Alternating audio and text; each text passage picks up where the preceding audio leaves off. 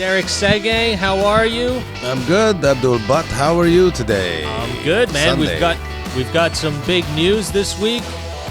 Yeah, and sorry we're late, everybody. It's my fault. We're late. I slept through our scheduled podcast time. So today we're recording on Sunday. Yeah. We missed it. We missed it. That's okay. That's okay. Things happen. What are you going to do? But we do have a big announcement. We will be on a new network. Do you want to announce the network, Derek? I keep forgetting what it's called. It's called Comedy Here Often. That's right. Comedy Here Often. Part of a group division of 604 Records in Vancouver, which is Chad Kroeger's record label from Nickelback. Look at us. Look at us. Son. Fucking 2 Chad degrees of separation Kroeger's. from Nickelback. They didn't believe us. Look at us now. Look at us now. The Bacon No Bacon podcast. Do you think it's the Alberta? Is it the pig that attracted Chad Kroeger to allow us on his network? We got a he was Bacon hungry No one day. Bacon. He was like, man, we got to get a fucking bacon podcast on this network. You know what I got to use? A BLT. Yeah, man, it's good, big stuff, man. We're going big time now. We're trying to step it up a notch with this podcast.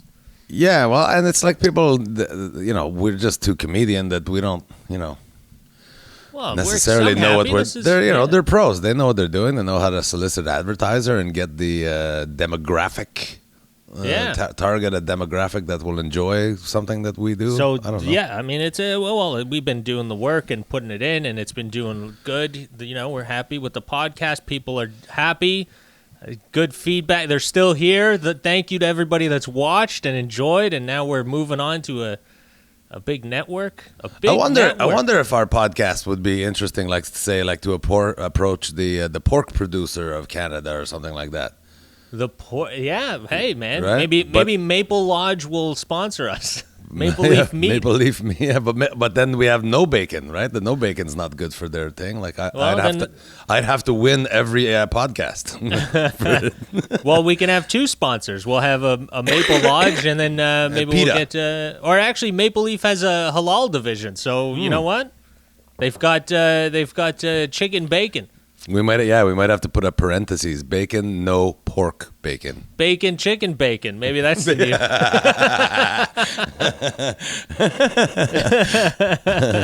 Bacon, chicken, bacon is our new name. And then we don't want to offend the vegetarian. Bacon, chicken, bacon, veggie bacon. Yeah, veggie bacon now. All soy. Oh no, there's soy. The soy. Then people who are upset about all the soy farmers ruining the Amazon forest will be after us. There's soy in that veggie bacon. Is that a thing? Yeah, that is soy a farmers? Thing. Yeah, I think so. I think that's what they're doing in the Amazon. They're when they cleared the forest, they're plant building soy. Yeah, soy, and what was the other thing too? I think palm oil and soybean is the big thing. I saw it's in everything. I saw those palm farms. They're very fucking organized. I'm sure it's a big business, man. Right, like you got the regular forest all around, and then just perfect row of these palm trees. They're farming it. It's crazy. It's a huge thing. I mean, it's in everything. If you look at everything, it's got palm oil or soybean or soy, whatever. Everything's soy based, which is also not very good. I think there's a lot of people against soy now, also because it's not good it's very hormonal. I think it fluctuates your hormones. I guess if you eat too much of it, you start growing tits. Really? I think there's a lot of. I think there's a lot of something in there. There's a lot of what's the female estrogen? Estrogen. There's a lot of estrogen, I think. In soy. Wow.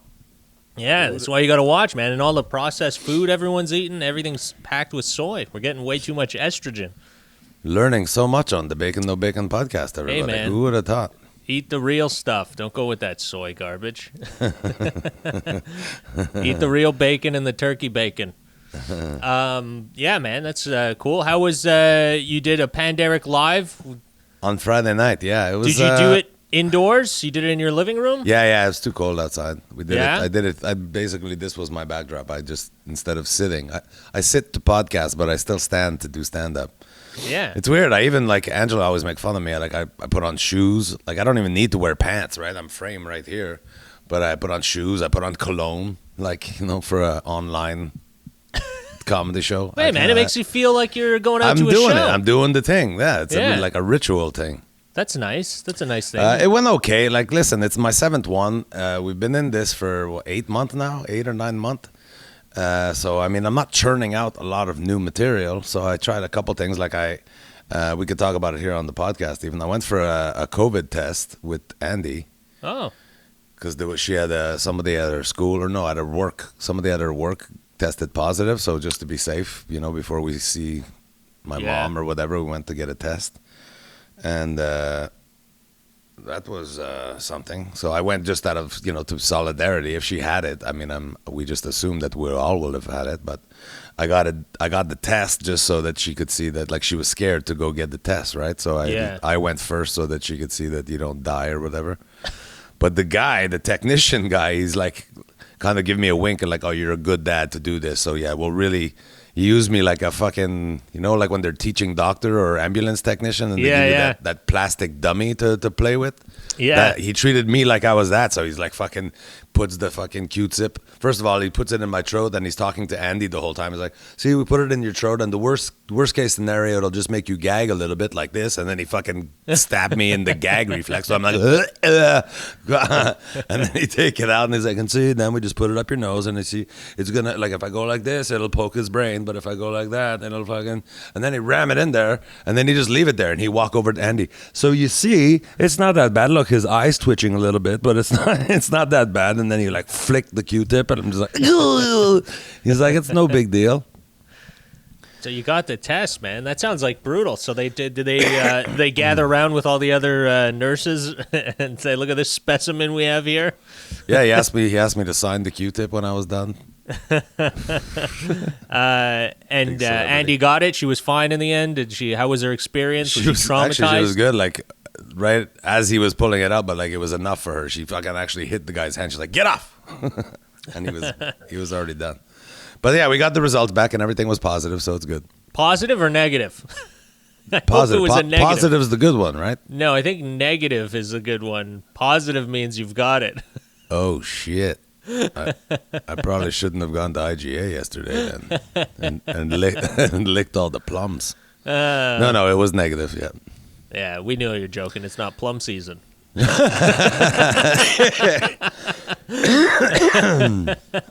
everything was good. Did they give you the swab and then afterwards he was like, well, you should still get that cough checked out, buddy. It seems a little bad.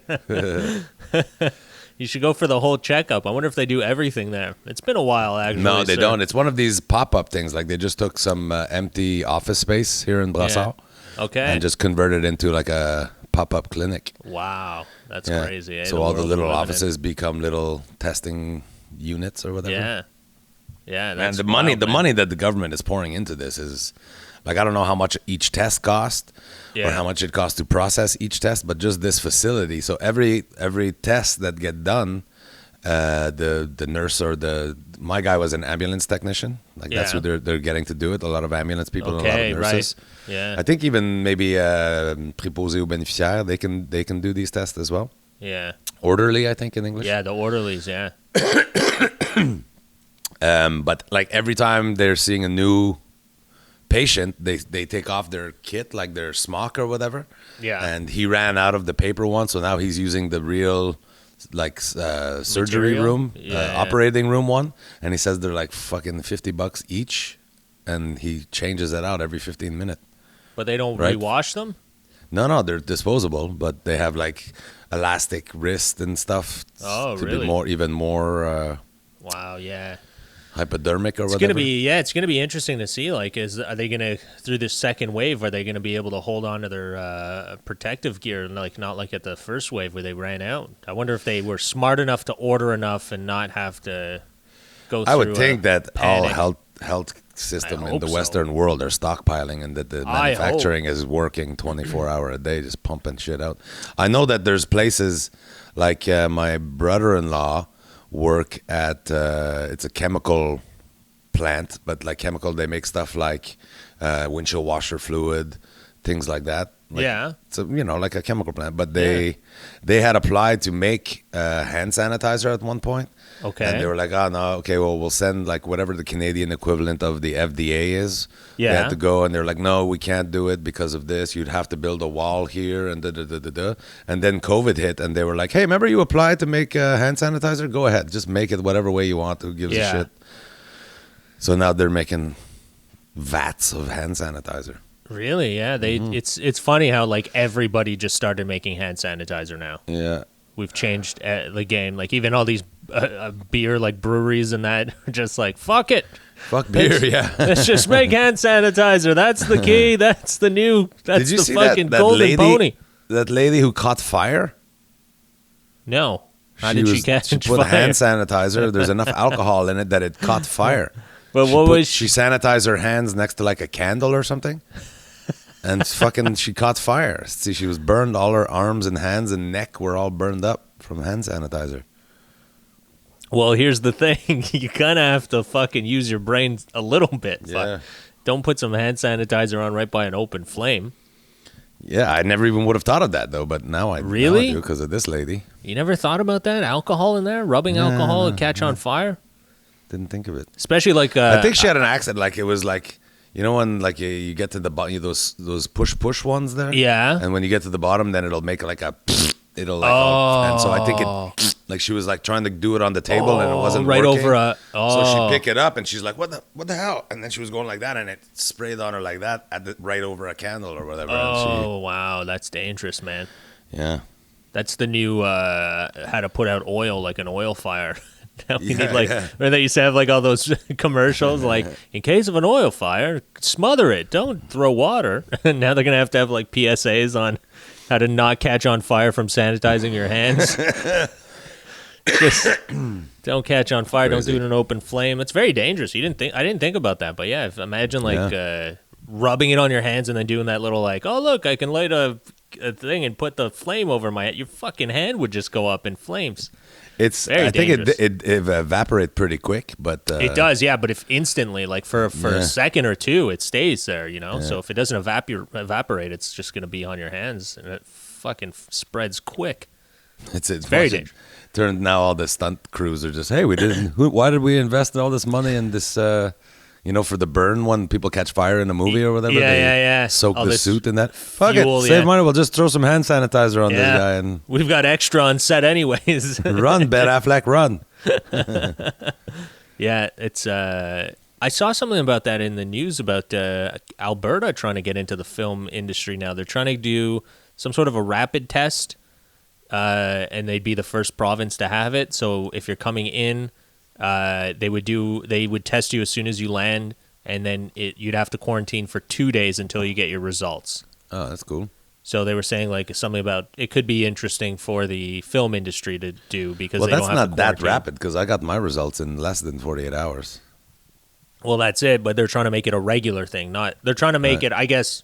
Well, you will get your results, but you still have to quarantine. I think you're not supposed to just come across it. Even if you do the test and you're negative. I wonder what the rules are in Quebec, but I know, like, I don't know. I wonder. I don't know what the real rules are because I know you're supposed to quarantine for 14 days, but what if you go get a test and you're negative? Do you still have to? Yeah, I don't know. Or are you allowed to roam free? I don't know what the rules are. I've been staying put, but I imagine it's still 14 days unless, maybe if you test negative and you're okay to go out. I don't know. The rules are... everyone's got to look them up, their own scenario. Every province is different. Like Manitoba, you were saying, has the 2-week quarantine. The Maritimes in a bubble right now. Maritimes, they're in a bubble, so they got their quarantine also. Ontario started doing like we do with the zones, the colored zones. Yeah. Like I'm in Ottawa next weekend, and it's red, but their bar is still allowed to open. They just have to. Last call is at 9. Oh, really? Last call's at 9. I don't understand that. Like, what do you think? I guess because then people start to get wild the later it gets. That's it. People You get more drunk. I mean, obviously, you get a little bit more careless when the more drinks you have. Yeah. It's going to be interesting to see. So how many people are they? See, they think that's the logic they use, but did they not know alcoholic people? Yeah. Like people, okay, I guess we're starting to drink at 3 now. Yeah, exactly. Or they'll just pile out somewhere else and go drink. They're not going to just stop. They're going to be like, well, that's a night for me. The bars are closed. No, they're going to invite everybody back to their house and throw a fucking party and drink. It's not like they're just going to go home. And then in December, I'm going up to Sudbury, and it's green zone. So okay. They still have an earlier last call, though. I think their last call is 11. Okay. And they're still only allowed 50 people in the bar. Huh. Even though it's a green zone. So it's just, at least, it's not like, I've heard there's places in Quebec that are in our green zone. Yeah. And they take that, and there's less people, I guess. There's less COVID task force people checking it out. So there's places that they didn't change anything. They still open till 3 or till the last drunk guy fall out or whatever. Yeah, that's something that I think they had a problem with in Sherbrooke. Now the Eastern Townships is a red zone, I think, because they. Oh, no way. Yeah, because there was so it's around bars, there that was going on. Yeah, a few bars were having full-on parties, man. 200 people, nothing, no social distancing, no fucking anything. They were just partying in it. So, and then there was like a bingo hall too. Fucking Eastern Townships. Karaoke. There was a karaoke. Yeah, all that fucking shit that like really that's what you're going out. You're risking it all for karaoke. Yeah. You need Speed to get dating events. Get that song out there. Yeah, well, it's a very old time, and it sucks because I do appreciate that about the Eastern Townships. Is they still seem to hold on to that essence of old, like small town.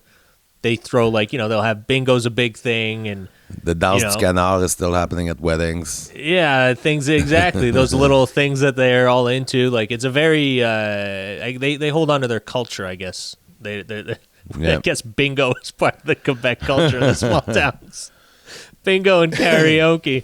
They love it, man. They love their little things. They refuse to fucking change for it. I'm going to hold on to this forever. I'm never going to fucking bingo forever. And bingo's a weird one because you could just do it from home. Yeah, you can now, yeah. I mean, it's not hard to play bingo remotely. It's hard to yell bingo, though. It's hard. Well, you don't. They'll have to unless they did it on unless Zoom. You're on Zoom, yeah. On Zoom, I guess you could. Zoom bingo. How does it work with Zoom? I'm sure it's going already. Does everybody know you're oh boy, geez, gassy. Yeah. Just like a little gassy baby. Do you? Do the Zoom meetings are they secure? How does it work? Are they? Does people know where? Do they know your IP address and all that stuff too? I guess Zoom does. I wonder, speaking is of it IP safe? address, my website got attacked 10 minutes before my PanDerek show. Get out, really? The Russians are after PanDerek. Fuck. I just got an email from my web guy, and he's like, "Don't worry, it was nobody personally attacking you. It seems to be robots." But fuck, coincidentally, after I announced the show at 9 a.m. Yeah, and 9 right PM. before, yeah. So I was like, luckily I don't run them through my website. Okay. But it was just to get those last people into a draw or whatever. Yeah. But Jamie was able to do it while I started. Okay. But still, it was like, what the fuck? My website was down, so nobody could. Nobody as of 10 to 9, nobody else could get last minute tickets into the show. Oh wow! Fucking China's after you, man. Russia and China are colluding to take down Derek Sagan and his comedy career. They're like, no way, you're not doing another live show. We're taking you down. No more humor. That's funny, man. Fuck, you got hacked. So it's all fixed up now? Yeah, it was just it made the site crash because, robots, they do things so fast, right? Yeah. So it was just making requests. I was making 17 requests per second. Holy shit. Which creates traffic, and so the website just thought it was overloaded, so it just crashed. Wow. Yeah. Fucking robots are efficient. Yeah.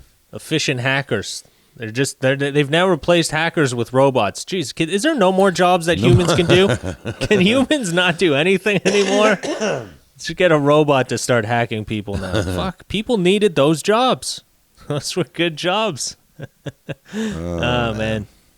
So you've been the weather's been getting you a little bummed out, man. You feeling a little bit gloomy? I think so. I don't know. I mean, the COVID thing is definitely a contributing factor to everybody's thing. People are getting tired of it. But yeah, I do feel like I'm having some seasonal depression. I don't want to call it depression to make people worry, but Seasonal I'm sadness. very melancholy. Melancholy. Fuck, I got to look that one up. What does that And mean? Reese just like not, Okay, feeling Reese, down. Reese is feeling it too. Reese is working very hard. Reese is working 2 jobs. Good for And him. like his schoolwork is coming to a head right now. Like there's only 2 weeks left of school, so he's got a lot of like assignments and like final paper or whatever. Yeah. So he's working hard. He's working late, Good for him, though. He's grinding. and then like I'm at home all the time, right? It's Yeah. just like I don't know, man. I don't want to. I Yeah. still feel very lucky. I'm Canadian. I live in Canada during this thing.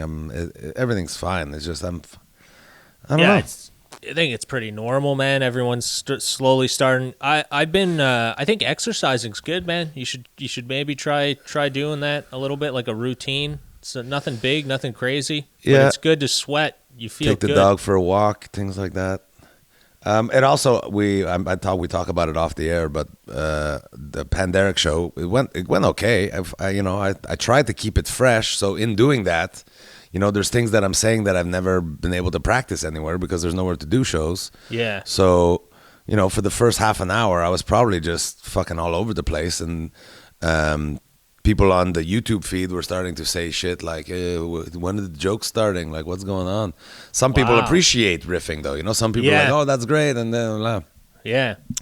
But anyway, so at the end of the show, I got pretty well all positive feedback, and then I got one really so negative feedback from a guy that I've never met him in person, but I whatever. I've done his podcast, but he's watching my show with a setup like this. He's got the headphone on and the microphone, Yeah. better setup than mine. So he keeps talking all the way. I'm like, dude, we're not on a podcast right now. Shut up, fuck. And so at the very end, I'm just trying to say goodnight, and I'm like, fuck it. And I said, watch this, everybody. And I kick him out of the Zoom. I'm like, I'm going to say goodnight without somebody talking over me, Let's go. He fucking come back with the most hateful things he wrote to me on whatever one of the social media. You're a piece of shit and motherfucker, and you're alcoholic fucking burnout, and the best part of the show is when you choked on your own saliva. And I'm like, what the fuck? Wow, that's So all the fucking positive feedback I got, as you know this about me, the one negative that I got is now that's hurting my heart, right? Even though I know the guy's wrong. I think he was drunk and maybe just a little bit emotional or whatever. Yeah. But it's still like it's 24 hours later and it's still bothering me. Yeah, I don't know. I mean, I'm obviously too sensitive. I mean, and why don't I? If I'm so sensitive, why can't I be sensitive about all of it? Right? Like all the compliments that I got. That was great last night. My stomach still hurt from laughing, and that's like, oh, okay, thanks. And then one Yeah. negative thing from a drunk guy, that's clearly being unreasonable. That's what's stuck with me now. It's preoccupying me that there's this negative energy out there in the universe against me, and it really preoccupying me, and I hate it. yeah, you gotta. That's let why I that, was saying all those thumb down. Remember, it's just a thumb down on YouTube, but Yeah. fuck, each one hurt me. Even though we have like 146 thumb up and 6 thumb down, the 6 thumb down for some reason affect me. Why don't I fucking pet my bretelle about the fucking 136 thumbs up? I think it's just a thing as a entertainer. You like to make people happy. So if somebody's not happy, it bothers you. I guess. I think that's probably. I mean, for me, that's one of it. But I mean, again, yeah. I mean, I don't know if he went off on you just for you telling him to stop talking, and he responded with that, with what he did. Then I don't know. Maybe he's not in a good place. That's not cool. Like it's not. Yeah. It all depends, I mean, I don't know the gist of it, but it definitely seems like if that's all that happened, then he maybe needs a hug. I don't know. Yeah, maybe. Yeah, man, people are definitely like on edge these days, man. It's like anything. You could fucking, the other day I was driving and there was a trucker and he was like, dude, right up my ass. And I'm driving over the limit and I'm in the slow lane. I'm not even in the fast lane. I'm on the highway. And he fucking was right up there. And I'm like, dude, what's going on here? To the point where I was like, fuck it, I'm just going to stay here. I mean, it doesn't bother me. I'm not doing anything. And I was carrying a load too. I had some stuff in the back. And he's fucking right up there. And I just was like, at one point, I just rolled down the window and I was like, just go. Like, just go, buddy. What do you, like, fucking pass me. What do you want? You know? And then he was all fucking upset. And I was just laughing because I'm like, dude, you're insane. You don't understand that I'm not doing anything. I'm in the slow lane. I'm carrying a load. I'm not going to fucking go speeding. If you want to pass, there's 2 other lanes to fucking pass on. You can clearly pass me.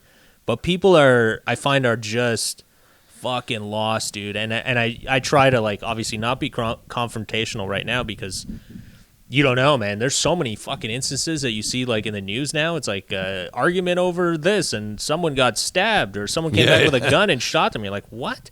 Over a fucking mask? You're shooting people now? Like, somebody was doused in hand sanitizer and set ablaze. And set on, exactly, set on fire. This guy fucking must have planned it. He thought it out. This is he saw a YouTube video, had to light someone with fucking hand sanitizer. No, it's, people are definitely on edge. So I try to tread lightly when you're cracking jokes maybe and not be so. Yeah. That was another thing too with doing live stand-up that made me like just like I didn't really like it with COVID because people like take it too seriously. Like I think I did a joke early on. I went to the Nest to do a spot and I think I was just trying it out. I mean, I was like, you know, obviously it's sad that restaurants are going under, but I was like, you know, there's a few of them that we can probably fucking shave off the list, right? Get off the menu. There's like, you know, how many Moxies do we need? You know, how many of the same fucking restaurant do we need?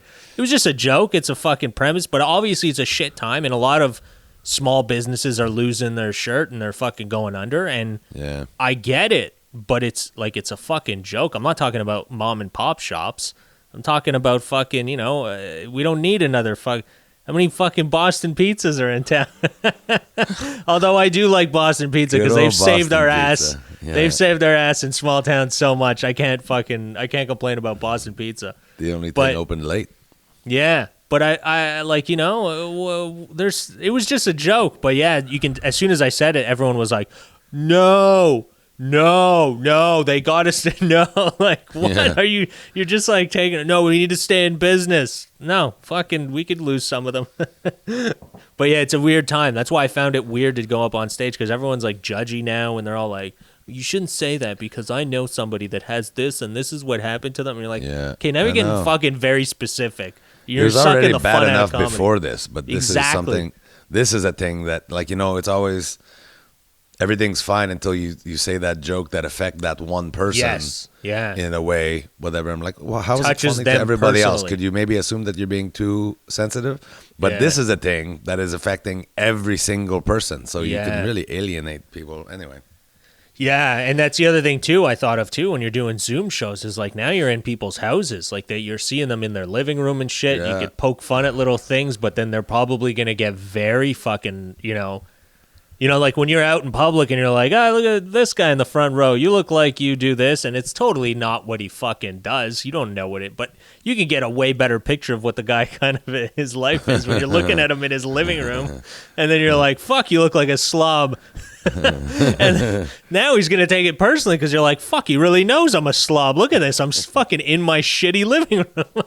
I have Cheeto dust on my chest. Yeah, I think people. Yeah, it's weird because it's a weird time now with everything that's going on. People are definitely a lot more sensitive, and you got to watch out and not fucking poke at them too much because everyone's going through some shit. So I think lighthearted fun is a good way to go.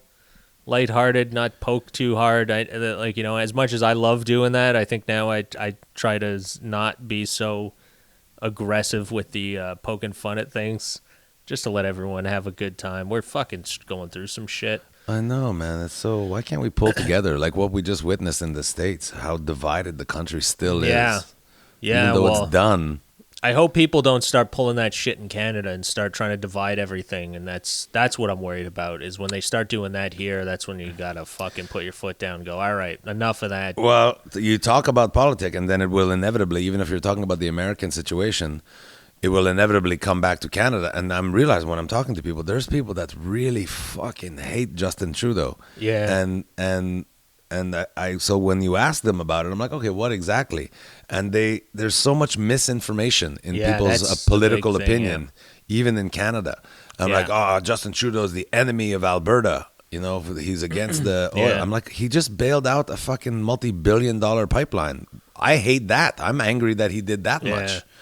Yeah. He's not against Alberta. He's got to make the whole country. You know how fucking big this country is? See, like, you got to worry about oil and fish at the same time. They're enemies of each other. Tabarnak. Yeah. See, you fucking spill oil and the fish die. Yeah. So, but they listen to their political party talk shit. And that's... At least in Canada, I find they only exaggerate semi-truths, you know, whereas in America, they just outright lie. Yeah. All this voter fraud. And like, so there's a guy that I just met, but I've been spending some time with him. He's a friend of Angela's best friend. So, and he's just moved to Montreal. So I've been talking to him, like, what do you need? He has questions and stuff about here, where to get things, because it's COVID, right? It's hard to find things. And we got to talking about it, and he's like, "Oh, the voter fraud, and they weren't letting the polling verifiers or whatever in." And I'm like, "What? Where did you hear that? That's not true. That's what Donald Trump has been saying. Yes, I'll give you that." But he said, "Yeah, man, I saw a video. They were handing out the magic markers, and if you use a thing like this, it doesn't count on your ballot." I'm like, "Oh, you saw a video? Okay. If you happen to see it again, I'd love to see that." He's like, "Yeah, man, I will. I'll find it for you." And I'm still nothing. He's fucking nothing. Yeah. You know, it's just Donald Trump say that, and people take it to be fact. Yeah. It's fucking scary, man. It is scary, man. It's definitely scary. I hate when they do that in Canada. Like you said, they don't do it so hard, but they're still like, you can see, what's his name, Jason Kenney or whatever. He fucking... Yeah. Is it Jason Kenney? No, wait. Aaron O'Toole. Jason Kenney as well sometimes, but Aaron O'Toole now, I noticed, is like every time there's some... We as Canadians don't go... Listen, buddy, shut the fuck up. It's not we as Canadians. Your party is that's your platform. Don't rope the whole country to think. You're subliminally like trying to make us think like you, and that's not what we think. So you want to feel a certain way and put a stance out there, do that, but don't label it as we as Canadians. That's what I hate, because now you're being divisive. Even Jagmeet Singh sometime will. He does too, man, and I don't like that. Scratch some bobo, you know. He'll scratch some wounds and fuel some fires. He plays up that bullshit fucking left side where he's always trying to, we should always be all inclusive, and how dare, and this, and like, dude, listen, buddy, there's a fucking limit to like, I get it, what you're saying, but now you're trying to start shit. Yeah, you're not trying to bring the country together. You're trying to win votes by dividing people. Our native thing is what he's on the last couple of weeks. Telling everybody how Trudeau has failed with what he promised to do to rectify a lot of the wrong we've done for our native community. Yeah. He's let me down there too, but I mean, you have to. He's a busy fucking guy. There's, like we said, there's people to worry about the oil in Alberta, the energy crisis in Alberta. Vancouver have its own set of thing, like flooding of immigration. It's a port city, Saskatchewan, Manitoba. We got to worry about the agriculture in Manitoba and Saskatchewan. Ontario have its own set, like the maritime. Like, see, he's trying, right? Like when he took office, I think there was 90-some community, native community, that didn't have the right water. Their water was not right.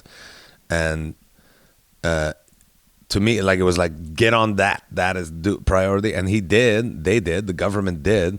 And now I think it's down to it's in the 60s still. But what's happened, he didn't just fix 30 situation. Apparently he fixed like 40, but in that time, 10 new places ended up with water problem, because of industry that the government has authorized to do. The industry has now fucking tainted the water supply for this community downriver or whatever.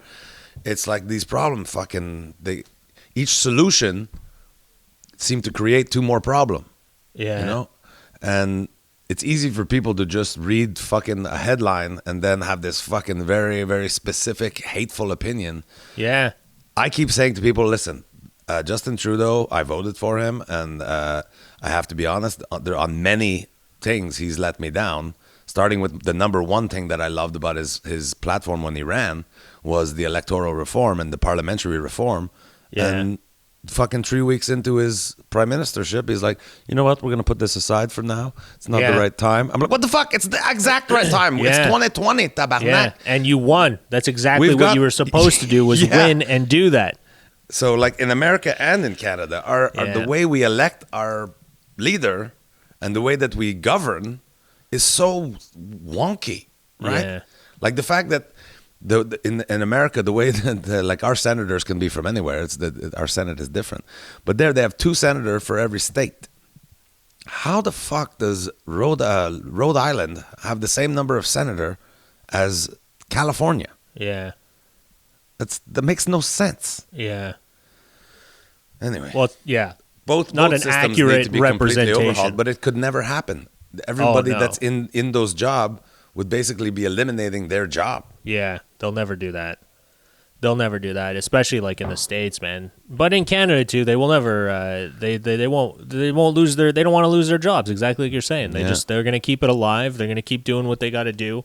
They're going to try to make it so that they can keep winning the elections and not have to do anything to change, what the way that they're doing. It's just it sucks. And I hate any it. change, even if they make a change that is in earnest to improve the the functionality of it. Yeah. The opposition will accuse them of changing it in their own favor. Yeah. It's just back and forth. Like if you go back in the tapes and you look at when the conservatives were in power and you just look at what they were doing, and it was the liberals questioning everything they were doing and against everything they were doing shitty things too. There's no doubt the conservatives were horrible as well. Fucking both of them are horrible. But it's so annoying that how you can go back to the last government and you watch like the in-house when they're in-house and they're arguing with each other. You could just watch it and you go, oh, okay, so you were doing shitty shit when you were in power. And now he's in power. Now he's doing shitty things. So it's like, can we just get some honesty? Can we get some people that are really trying to help and not just in it for the money? And I get it. Again, it's the way it works too, is like getting donations. You need donations in order to run, so you're going to be tainted. And at least we have like a cap limit in Canada with the amount of donations. But they find ways. They find things that help them out. And it's so miraculous how every time they get out of politics, they just somehow stumble upon a beautiful, cushy board of director job at some giant corporation. How does that happen? Lucky guys. And they're like, we want to serve the country and we need to... And it's like, no, you don't. You just want to fucking leverage yourself so that you're in great position to get yourself an even better job when you're out of politics. It sucks. They need to stop, like... I don't know. I don't even know how the hell you stop it, man. I wonder what Trump will be doing after. People are saying now that they're worried that he's going to share all kinds of secrets that only presidents know, Yeah, that's a good... I wouldn't put that past him. Fuck, he's that guy. Put it past him the worry is that because he's so self-serving and so egomaniacal, that will he share very top secret sensitive things with enemies of the country, you know what I mean? The country turned on me, so fuck you, country. I'm going to tell the Russians exactly where we keep the plutonium. I don't know what the secret could be. Whatever the secret might be. That's what we're all wondering, is where's the plutonium reserves? To Fort Knox or whatever. Yeah. The combination to Fort Knox. There's nothing in there anyways. There's no gold. There's no money. There's nothing in. I wonder if Fort Knox must be completely empty. Fucking a bunch of IOUs from Donald Trump. Yeah, exactly. It's just a little butt of napkin. Oh, man. They've probably been harboring immigrants in Fort Knox this whole time. Yeah, they've got South American kids. Yeah, it's crazy how there's. And then if you think about it, like we're all like the economy's going to crumble, but if you think about it, there is no. It doesn't work by gold standard anymore. It's just fucking. Everyone's just printing money anyways, so it can't really crash. I mean, individuals can lose their business and lose stuff like that, but. I don't know. How does the economy, I guess if like a lot of businesses start going under and there's not a lot, then maybe the dollar will, it doesn't even make sense anymore. Like how's the fucking, it's like basically I was looking into it and unless someone knows better than this, all I found was it's like hearsay. It's basically your position, your global position in the world defines how strong your dollar is. Well, but there's that there's an economic principle that I can't remember the name, but it's basically like manipulated inflation. If you start printing money like they did in Germany after World War II, and Saddam Hussein just started printing money, it devalues each dollar, right? Because there's still the same. But does it still do that? Well, I mean, less than when there was a gold standard, for sure, because you couldn't. When there was a gold standard, you don't print more money than the value of gold. So the only way you could print more money is if the value of gold went up, Yeah. But it's like that falsified inflation where, like in Germany, post-war Germany, you would have to go with a wheelbarrow full of money, of cash, to get a loaf of bread, see? Yeah.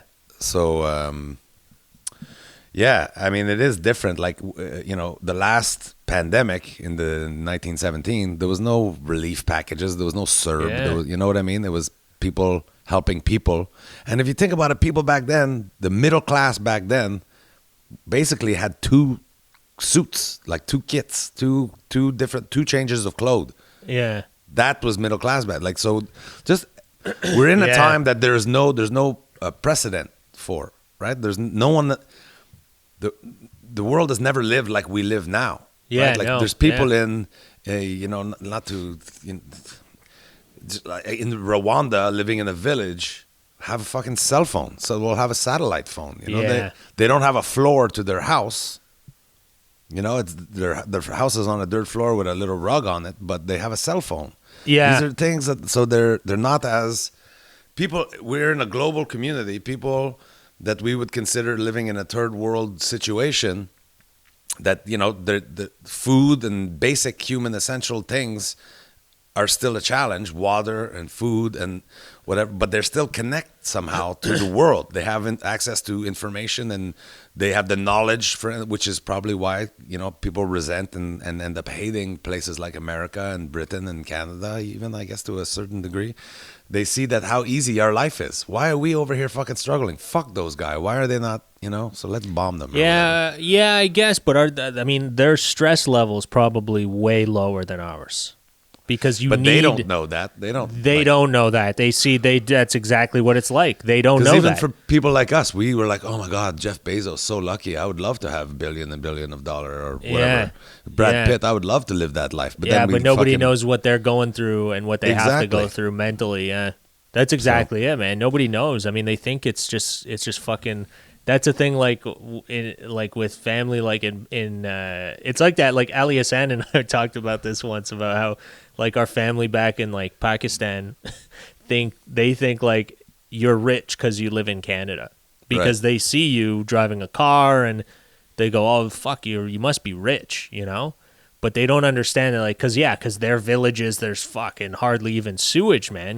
There's hardly anything for them. They don't have as much, but they have a lot less stress. There is no you don't need to have all these things in order to just fucking survive and go to work, and you don't need that. And it's a lot cheaper to live, and they grow their own animals and they slaughter them, so they don't need to buy fucking meat at the grocery store, and so they can live a lot cheaper. So they think we're rich, but we have a ton of debt and we're trying to fucking get things going, and you always got to be like 10 steps ahead, and it's not living easy, I guess city people here, the best example, I guess, is more like the small towns, but even now you go to small towns and like fucking people have big houses and 4 cars and the fucking snowmobile and the 4-wheeler, and you're like, what's going on here, man? We're all getting just too sucked into like this world. Remember my friend Adamy up in Callowit? Yeah. Yeah, it's like a new snowmobile. Look, I'm building a trailer for my snowmobile. Like, fuck, that's so great. Yeah, wow. See, that's for the hunt.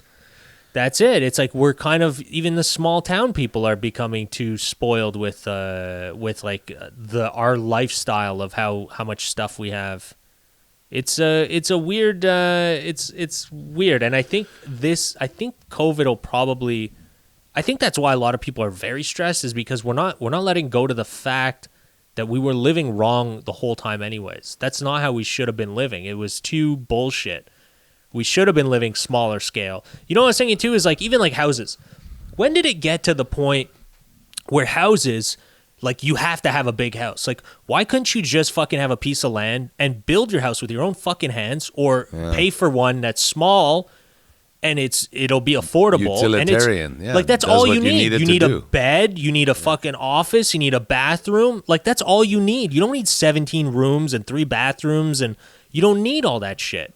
Yeah. But we're always like trying to, I got to buy a big house. So I need all this debt. I need to fucking get a house. I need a mortgage of 400, 500 grand. But why? Dude, you don't. I'm trying more and more to appreciate what I have. And quite frankly, I'm attracted now to that, to simplifying, to It's so much getting easier. out in the country, getting the real things that are beautiful things, like Yeah. You little appreciate bit of water, shit. like a creek or a little small river going through your backyard. Like, wow, that's, I don't know. Yeah. Instead of living in a more populated area in your big house, and then you got to go to Costco to buy your fucking little fountain, so that it makes it feel like you have a little bit of nature and you're not really enjoying it. So you go buy a car because Are you're you like, making fun of my water feature? See, I do you have a little- water? You see, there you go. You got it all, man. You're doing it. That's what you got to drop, and you'll live so much easier, man. Like, I think that's the one thing that I appreciate when I go in nature is like when you're up camping or whatever, you're like, okay, this is all I need. I don't need more. I don't need any of this. Yeah. This is all here. So, like, it's all bullshit. Everything else is noise.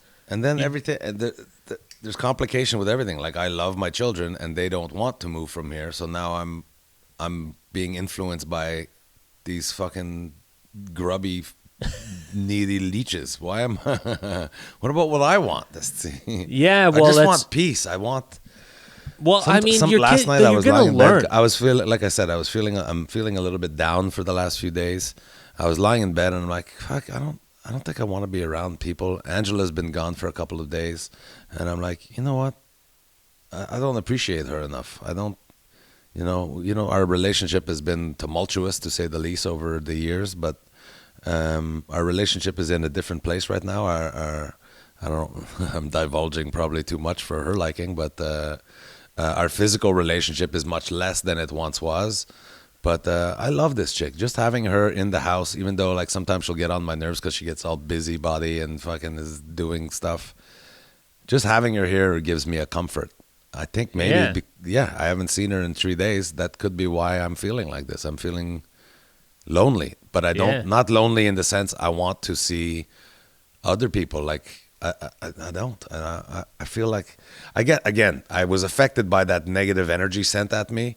So I'm feeling sad for that, but so that's making me. I don't want to be around anybody but like my children, who I know love me, even when they treat me badly. I know they love me. So, we do need to start. I wish the world all at the same time would just take a moment and go, things could be worse. Yeah. How do I make it better? Not by trying to mirror what I think is the ideal. Make your own ideal. Yeah. Like.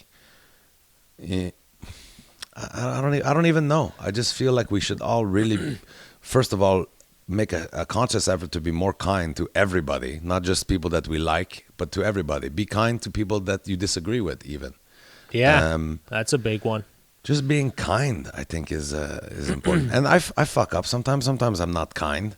Sometimes, like on the highway, like you said, you know, that guy behind you, maybe he was just trying to save on brakes. Maybe he was running out of gas. He was trying to draft behind you. Maybe he was trying to economize. But we instinctively like, hey, man, what the fuck's your problem? Fuck you. You know, like I just wish we could all be more kind to everybody. I don't know. Yeah, well, I think the biggest thing, it's definitely be kind, but I think we won't be happy until we realize how to be happy with yourself. Realize you gotta, if you're you got everything over your head and you're not feeling well, you gotta make yourself happy first before you're gonna go out and be happy and nice to other people. So you gotta fucking do that, and I think a lot of people are, and we're realizing now, because a lot of celebrities are fucking losing a lot of it. They're losing it. They're losing their shit. They're losing their houses.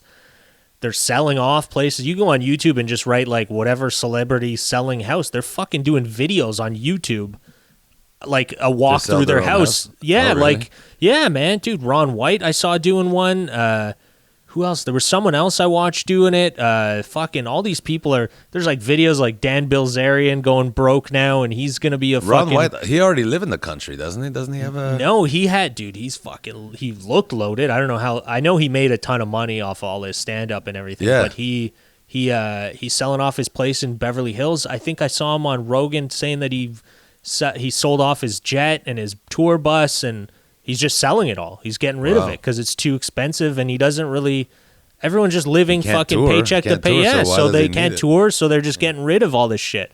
Oh man, And like he I loved think his bus too. I was a couple of years ago. We were hanging out, and he was telling me all about because his wife doesn't like to fly, so that's why he had the bus. Okay. Yeah, he's dude, it's all these people are losing they're not making as much money now cuz again, people are not going out to shows or stuff like that. And they're all starting to get hit and I think it's going to kill that culture of like, look at me, I'm doing great. I've got all these things and Get ahead of yourself, people are starting to get pissed at that because they're like, fuck you, I lost my job, I have nothing, and you're just fucking bragging about your new fucking Ferrari. Screw you. You know, before COVID, people were like, I gotta get me a Ferrari. Look at how great their life is, you know?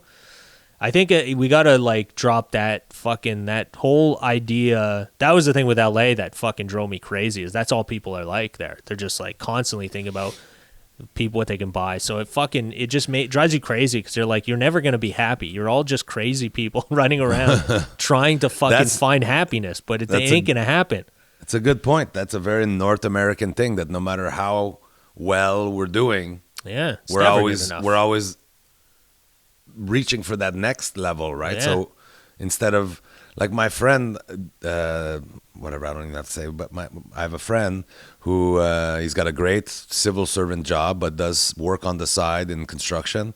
And he's really, he went through a divorce a few years ago, but now he's really settled. And he's finally, like, he did work to his house, but he still have cash in the bank when everyone else is broke, right? Because both of his job continued during COVID. Okay. So he's doing much better than everybody else. And I think it took this for him to be really like, what the hell more do I need? I've just made my house more comfortable. I've got money in the bank. If my kid if heaven forbid something happened, my kid need a loan or me to bail them out, I have some liquid. I think he's doing it right. Yeah. We all seem to be like, even when Anne, my ex-wife, and I bought this house, it was a cush above what we were looking for, but it was like, this save us from buying a starter home and then 5 years later having to move when our family get bigger. But now that I'm fine here. And if anything, I want to go less expensive. Yeah. Not necessarily smaller house. I think a slightly bigger, one more bedroom in the house would be good. But further out with more land that I can enjoy my homestead, being in your homestead, make it the place. Not that I don't love it here, but I think I would love the peace of being somewhere more remote, rural. Yeah. And the amount of money you save and the amount, like, you don't need to spend so much on taxes. And for what? What are you spending? You're living closer to a city center, so you're paying more taxes for it, but you can't use the advantage of a city center now anyway. So what's the point? We're all living in a crazy, messed up fucking version of what we should be living in, I think. Yeah. And that's what I love about having nature. I think we're lucky that we have nature because it does make you feel and understand that shit. Because when you're out in nature, peacefulness, you're peaceful and you realize what you really fucking need. You're like, what do I need to enjoy this nature? I just need a fucking, some food. I got shelter. I got a house. That's all I need. Maybe that's all a canoe. Yeah, that's it. You don't need anything crazy. Just relax. And you're not paying crazy taxes. Gonna buy a Ferrari canoe. Dude, I'm surprised. I wouldn't be surprised if somebody fucking made that, if it exists somewhere. It's just, we've gone crazy with how many things we need. I think it was a big thing too. What was it? I think Kim Kardashian posted, and that was a big thing. People like hated her because she was like, I'm on an island, private island, with the family for her birthday, and everyone was like, oh fuck, good for you. You're on a fucking private island. We're all fucking stuck in our shitty little apartments trying to fight off this virus while you're having a good time. So I think that if that would be one of the greatest things out of COVID. If we can drop that bullshit Instagram life, that fake, like, just posting pictures to, like, impress people, if we can lose that, man, we're a leg up in society. I think COVID was a good fucking thing. If you really think, sadly people died, but I know that I don't want to say it's a great thing, but it definitely, like, if we can at least learn something from this, I think that hopefully, be a so nice far thing. Not so good, but hopefully for me anyway, it has changed my outlook. So, if maybe, there's... Dude, that's a huge thing. Just one person to change their outlook is a fucking huge thing. And just think, if there's one of you, there's probably a lot more out there that are thinking the exact same thing, and it's gonna help them in the long run. I think you gotta lose that fucking bullshit we're all chasing in life. All right, Derek. All right. Really happy, funny comedy podcast. We had a good time. We had a good chat, man. It was a good chat. Good. Are we doing football talk. in case we go with that?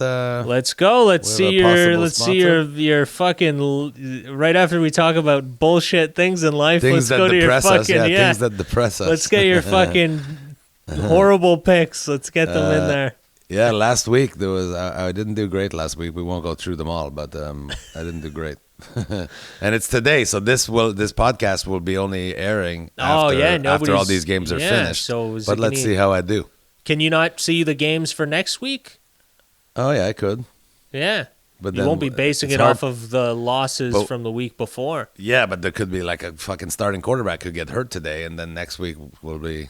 I'll just do it today for posterity's sake, and we'll try to get another one. Yeah, let's see if you get it. Then people watching will fucking be able to do it in real time and see if you lost your bet or not. I'm not betting a lot this week. I'm trying to eliminate that.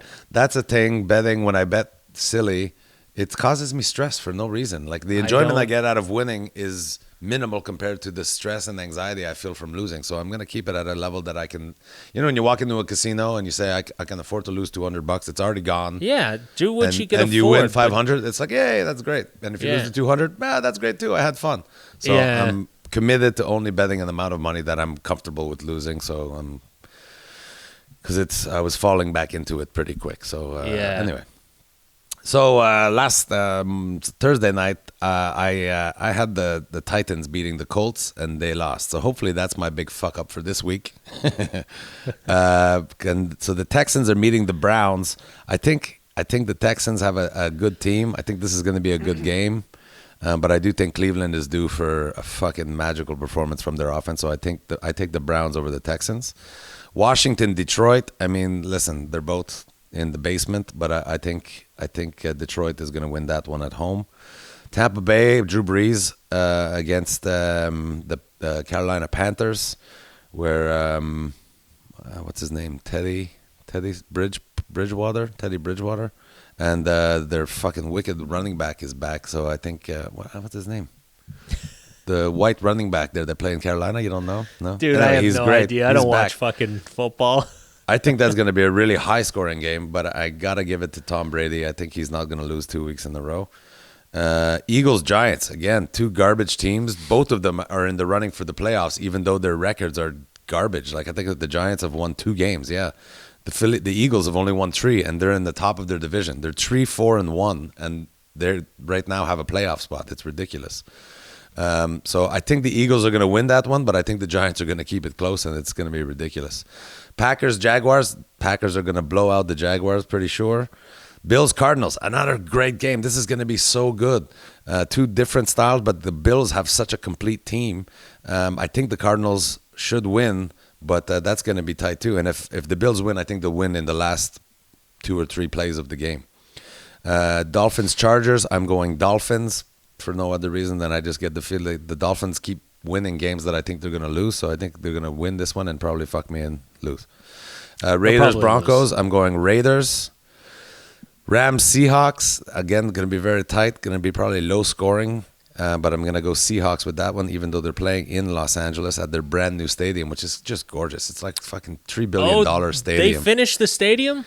They finished it and haven't been allowed to sell 1 ticket yet. It's so fucking... Anyway, rich people are getting fucked as bad as poor people. Steelers, Bengals. Steelers still undefeated. It's very, very exciting. So I think the Steelers are going to keep that going. The Bengals, although have a great rookie quarterback, I don't think they can match up with the cool, calm demeanor of the Steelers. Saints, 49ers. 49ers still are banged up. I think they've got a couple of starters coming back this week, but I still think the Saints at New Orleans the Saints are gonna come out of that one pretty victorious. And then the Sunday night game, tonight's game is the Ravens-Patriots. There's only so much a coach can do. The coach is not gonna fucking throw touchdown passes, and the Patriots are looking pretty fucking meager this year. Cam Newton, sad to say, his career may be on the fucking downward spiral. The Ravens are going to win that one. I would say the Ravens are going to win that one by at least 10 points because they're fucking mad right now. Things have not been going their way. Tomorrow night's game, Vikings-Bears. The Bears looked like they were going to be a team, and then it's not been going great. And the Vikings, I don't like Kirk Cousins, but they're looking really good. I think the Vikings are going to beat them. And that's a divisional matchup, and there's a lot of history behind that. It's going to be a huge game, but I think the Vikings will come out victorious, and those are my picks for this week. This is where Abdul totally tunes out and starts thinking about his fucking to-do list for the day. The whole time he's just repeating in his head, I could give a fuck about this. Isn't this partly my podcast too? I don't even know why you're gambling. I don't understand the point of fucking gambling. You know me. I know I've never fucking understood it, but hey man, if that's something that floats your boat, by all means. Like I said, I'm keeping it very reasonable. It's a couple $100 a week now. I'm determined to keep it at that. That's a lot of money, man. I know it doesn't mean anything to you because it seems like it's not that much because it's a lot less than you used to, but it's fucking a lot of money, man. That's a lot of money, dude. I suppose you're right. I should probably stop altogether and just enjoy watching the game because I do enjoy watching. Maybe like a $20 mise au jeu is like the most I would, and even that, you're still losing $20 a week. Yeah.